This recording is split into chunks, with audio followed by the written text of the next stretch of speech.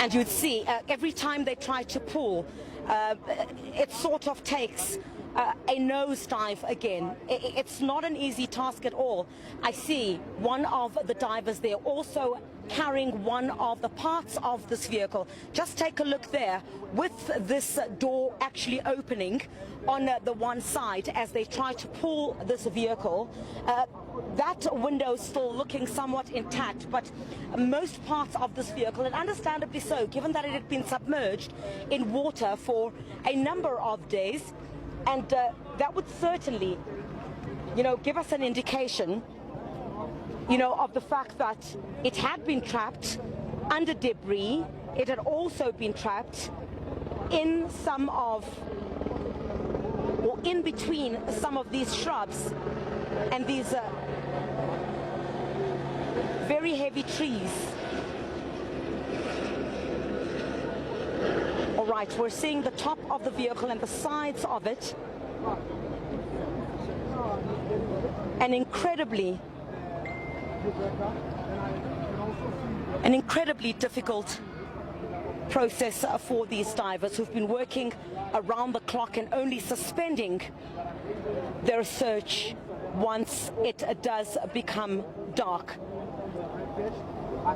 And this wreckage that is being pulled at the moment, we heard from the South African Police Service, once it is brought to the surface, then the data dots, the investigators will try to match with the VIN number, and that will be the official confirmation for us that indeed this is the vehicle. The visuals we're also showing you on SABC News is of the families who've been waiting for any kind of news, who've been waiting for news on any further developments in this particular case, and that prayer service that they've been holding today, they're hoping would have yielded, those prayers would have yielded positive results.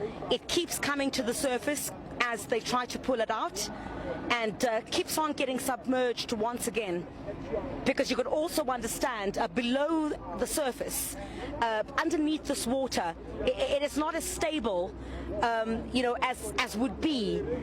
These divers have had to very carefully maneuver these waters to ensure that they themselves are able to carry out a very safe operation. We're getting a bit closer now due to the strength, I guess perhaps. We're seeing a lot more movement now due to the strength of what these rescuers have deployed. A second cable which is now pulling,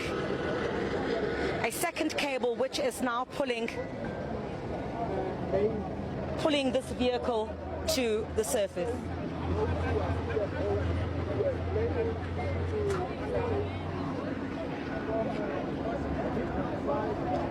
All right, we continue our special and live coverage from the Henops River, and this is where these rescuers continue to pull this vehicle out of this water. It's also going to be, it's not just as easy as having to pull this vehicle out of the water. There are certain verification processes that need to happen, before police, and you could sense the reluctance, of course you did, and understandably so, the reluctance from police to 100% confirm on the basis that there are comparisons that need to be done in terms of the VIN number that I spoke about and the data dots. That will tell you. Remember, this on the backdrop of also some of the discoveries that were made yesterday. It was a front bumper as well as a rear bumper that was found, and investigators had already begun their work last night already on those. Not forgetting as well, part of the find yesterday had also been the reflector jacket that we understand had the name bearing that of Constable Linda, and Constable Linda is one of the police officers that, of course, whose body was found here in the Henops